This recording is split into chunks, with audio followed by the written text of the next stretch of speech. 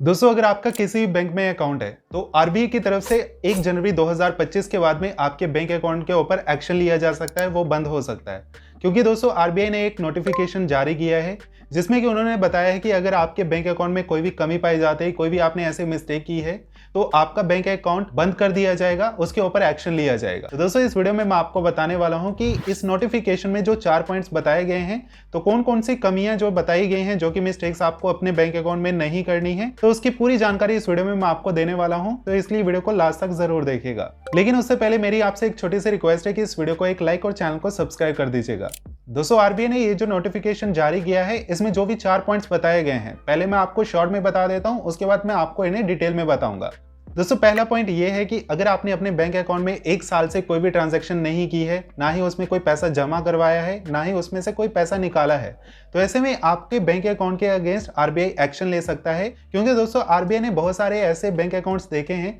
जिसमें कि बहुत सारे लोग अपना अकाउंट ओपन करवा देते हैं लेकिन उसमें कोई भी ट्रांजैक्शन नहीं करते हैं। जैसा कि दोस्तों बहुत सारे लोग zero balance savings account open कर लेते हैं, जनधन योजना का बैंक अकाउंट ओपन कर लेते हैं, उसके बाद से जो है वो गवर्नमेंट की तरफ से बेनिफिट के लिए यहाँ पे अपने अकाउंट को एक्टिव रखते हैं, लेकिन उसमें कोई भी ट्रांजैक्शन नहीं करते हैं, यानी कि उसमें कोई भी पैसा जमा नहीं करवाते हैं और ना ही निकलवाते हैं। तो आरबीआई ऐसे अकाउंट्स के ऊपर 1 जनवरी 2025 के बाद एक्शन लेने वाला है और उनका बैंक अकाउंट भी बंद हो सकता है। दोस्तों आरबीआई के इस नोटिफिकेशन के सेकंड पॉइंट में बताया गया है कि अगर आपके बैंक अकाउंट में कोई भी ऐसी गलती है जिसमें कि आपके बैंक अकाउंट की डिटेल्स और आपके डॉक्यूमेंट्स की डिटेल्स जो है वो मैच नहीं हो रही है, जैसे कि अपने बैंक अकाउंट में जो आपने डिटेल्स अपनी दी हैं, अपना name, father's name, date of birth, अपना एड्रेस, वो आपके जो आधार कार्ड है, पैन कार्ड है, जो आपके डॉक्यूमेंट्स हैं, उनके साथ जो डिटेल्स हैं वो मैच नहीं हो रही हैं। तो ऐसे में भी आरबीआई आपके बैंक अकाउंट के ऊपर एक्शन ले सकता है। क्योंकि दोस्तों आरबीआई ने देखा है कि बहुत सारे ऐसे लोग हैं जिनके की बैंक अकाउंट में डिटेल्स कुछ और है और जो उनके डॉक्यूमेंट्स हैं, आधार कार्ड, पैन कार्ड,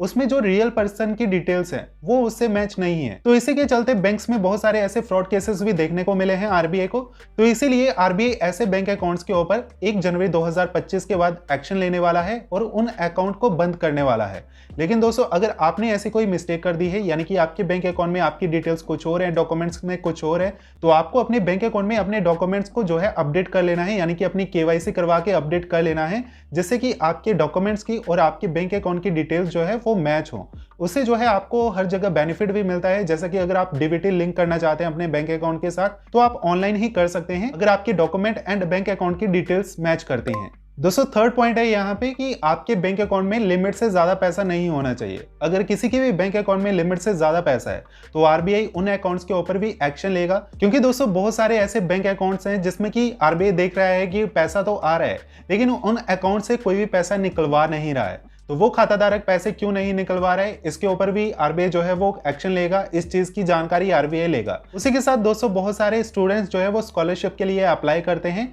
और कॉलेज की तरफ से जो है उनका zero balance savings account open कर दिया जाता है और गवर्नमेंट की तरफ से उन्हें स्कॉलरशिप भी उनके बैंक अकाउंट में मिलता रहता है, लेकिन वो अपना स्कॉलरशिप विड्रॉ नहीं करते हैं, यानी कि नहीं निकलवाते हैं। तो आरबीआई उन अकाउंट्स के ऊपर भी एक्शन लेगा, क्योंकि पैसा तो आ रहा है लेकिन पैसा उस अकाउंट से नहीं निकाला जा रहा है। तो दोस्तों अगर आपका भी कोई ऐसा सेविंग अकाउंट है जिसमें कि आप पैसे जमा करवाते जा रहे हैं लेकिन उसमें से निकलवा रहे नहीं है, कुछ पैसा नहीं निकलवा रहे हैं, तो ऐसा आपको नहीं करना है। आपको भी कुछ पैसे अपने बैंक अकाउंट से निकलवाते रहना है, यानी कि डिपॉजिट करते रहना है, क्रेडिट करते रहना है, ट्रांजैक्शन होती रहनी चाहिए, तो आपके अकाउंट में कोई भी प्रॉब्लम नहीं आएगी। अब दोस्तों चौथा पॉइंट है, अगर आपका बैंक अकाउंट फ्रीज हो जाता है, यानी कि बैंक की तरफ से आपका अकाउंट किसी भी रीजन से फ्रीज कर दिया जाता है। क्योंकि दोस्तों आजकल जो है काफी ज्यादा फ्रॉड हो रहे हैं। आजकल बहुत सारी ऑनलाइन ट्रांजैक्शंस ऐसी होते हैं जिसमें कि जो स्कैमर्स होते हैं वो पैसे तो सेंड करते हैं, ऑनलाइन ट्रांजैक्शन करते हैं, लेकिन यहाँ पे उनका जो पैसा होता है वो यहाँ पे फ्रॉड का होता है, जिससे कि वो लोगों के साथ फ्रॉड करते हैं। तो ऐसे में दोस्तों बैंक की तरफ से आपका बैंक अकाउंट जो है वो फ्रीज कर दिया जाता है अगर आपके बैंक अकाउंट में इलीगल तरीके से पैसा आता है।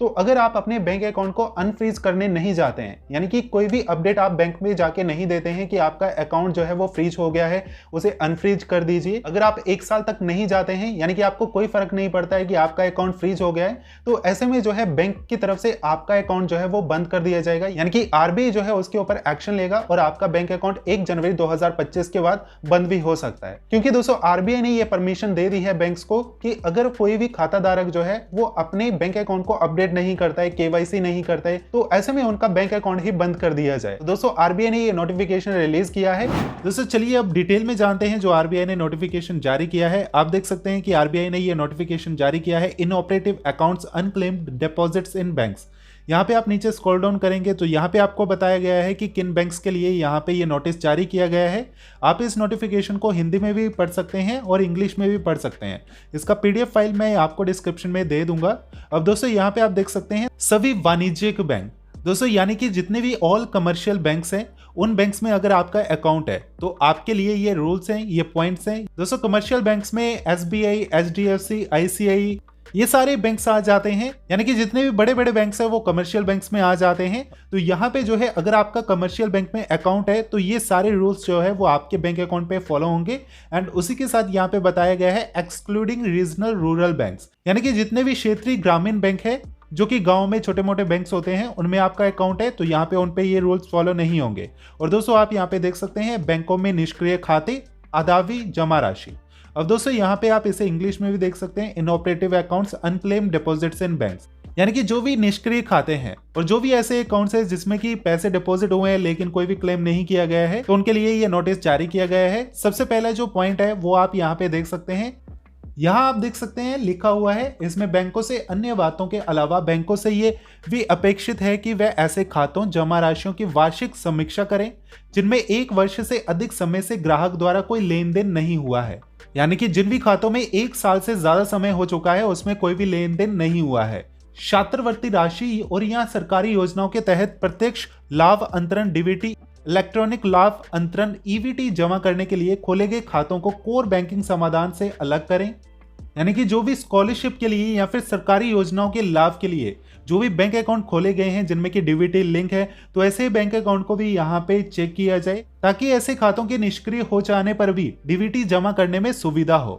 दोस्तों आरबीआई ने सभी बैंक्स को ये आदेश भी दे दिए हैं कि यहाँ पे वो अपने बैंक अकाउंट के कस्टमर्स को यहाँ पे अपडेट करें कि उनके बैंक अकाउंट में ये कमी है तो उसे वो फुलफिल करें। एंड दोस्तों उसके बाद जो सेकंड पॉइंट है वो यहाँ पे बताया गया है, भारतीय रिजर्व बैंक के पर्यवेक्षण विभाग ने हाल ही में एक विश्लेषण किया है जिसमें पता चला है कि कई बैंकों में निष्क्रिय खातों अदावी जमा की संख्या उनकी कुल जमा राशि के सापेक्ष तथा साथ ही निरपेक्ष रूप से भी अधिक थी। अब रिपोर्ट के अनुसार ऐसे मामले भी सामने आए हैं जहां ग्राहक निष्क्रिय खातों को सक्रिय करने के लिए बैंक शाखाओं से संपर्क करते समय असुविधा का सामना करते हैं, जिसमें ग्राहक विवरण में अनजाने में हुई गलतियां जैसे नाम बेमेल होना आदि शामिल है, यानी कि आपके बैंक अकाउंट में जो भी आपकी डिटेल्स हैं वो आपके डॉक्यूमेंट्स के साथ मैच नहीं हो रही हैं, आपके आधार कार्ड के साथ, पैन कार्ड के साथ, जिससे आप केवाईसी कर रहे हैं तो वहां पे जो है आपकी केवाईसी नहीं हो पा रही है। और आगे आप पढ़ सकते हैं जिसमें कि यह भी देखा गया है कि कुछ बैंकों में केवाईसी के अद्यतन के लिए लंबित खातों की संख्या बहुत अधिक है, जिसके परिणाम स्वरूप बैंकों की आंतरिक नीतियों के अनुसार ऐसे खातों में आगे के लेन देन पर रोक लगा दी जाती है। अब दोस्तों अगर आपकी बैंक में केवाईसी नहीं हो पा रही है तो ऐसे में आपका अकाउंट जो है वो फ्रीज कर दिया जाता है, उसमें कोई भी आप लेन देन नहीं कर सकते हैं, ना ही पैसे निकलवा सकते हैं, ना ही आप जमा करवा सकते हैं। तो दोस्तों इसलिए आपको अपने बैंक अकाउंट में वही डिटेल्स देनी है जो कि आपके डॉक्यूमेंट्स में है। अब दोस्तों तीसरे पॉइंट में यहाँ पे बताया गया है, बैंकों को सूचित किया जाता है कि वह निष्क्रिय फ्रीज किए गए खातों की संख्या को कम करने के लिए तत्काल आवश्यक कदम उठाएं। यानी कि दोस्तों अगर आपके बैंक अकाउंट में कहीं से भी पैसा आ रहा है और जो है आप उसे नहीं निकलवा रहे हैं तो यहाँ पे आरबीआई ने बोला है कि ऐसे खातों को सक्रिय करने की प्रक्रिया को आप मोबाइल इंटरनेट बैंकिंग, गैर गृह शाखाओं, वीडियो ग्राहक पहचान प्रक्रिया आदि के माध्यम से जो है केवाईसी की सुविधा को शामिल करें और यहाँ पे बताया गया है और झंझट रहित बनाएं। और यहाँ आप पढ़ सकते हैं ऐसे मामले देखे गए हैं जहां ऐसे लाभार्थियों के खाते जैसे केवाईसी के लंबित अद्यतन के कारण फ्रीज कर दिए गए हैं, यानी कि आपने अपने बैंक अकाउंट में केवाईसी नहीं करवाई तो आपका अकाउंट जो है वो फ्रीज कर दिया गया, क्योंकि ये खाते ज्यादातर समाज के वंचित वर्गों के लोगों से संबंधित है। इसलिए बैंक ऐसे मामलों में सहानुभूति दृष्टिकोण को अपनाकर खातों को सक्रिय करने की प्रक्रिया को सुविधाजनक बना सकते हैं। अब आरबीआई यहाँ पे कह रहा है कि बैंक जो है वो निष्क्रिय फ्रीज किए गए खातों को सक्रिय करने की सुविधा के लिए विशेष अभियान भी चला सकते हैं और इसके अलावा बैंक आधार संबंधी सेवाएं प्रदान करने वाली शाखाओं के माध्यम से ग्राहकों के लिए आधार अद्यतनीकरण की सुविधा भी प्रदान कर सकते हैं।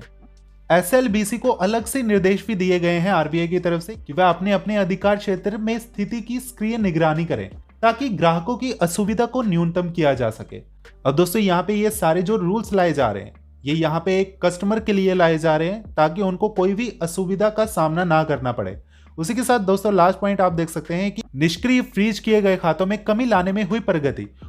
और इस संबंध में बैंकों द्वारा किए गए विशेष प्रयासों की निगरानी बोर्ड की ग्राहक सेवा समिति द्वारा की जाएगी। इसके अलावा बैंकों को यह भी सूचित किया जाता है कि वह 31 दिसंबर 2024 को समाप्त होने वाली तिमाही से दश पोर्टल के माध्यम से संबंधित वरिष्ठ पर्यवेक्षी प्रबंधक की तिमाही आधार पर इसकी रिपोर्ट दें।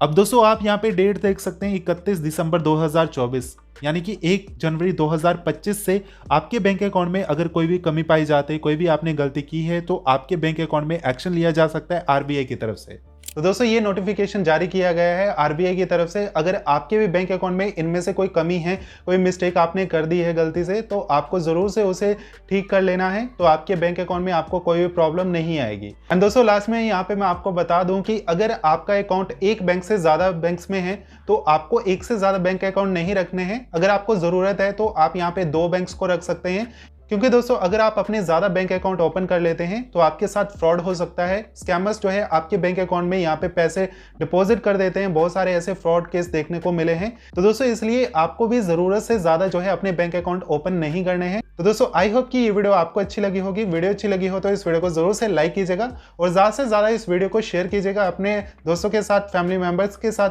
ताकि ज्यादा से ज्यादा लोगों को इस चीज के बारे में पता चल सके। और उसी के साथ अगर आपने अभी तक चैनल को सब्सक्राइब नहीं किया है तो चैनल को सब्सक्राइब कर लीजिए और साथ में नोटिफिकेशन बेल को प्रेस कर लीजिए। चलिए मिलते हैं नेक्स्ट वीडियो में, तब तक के लिए bye bye, take care, thank you.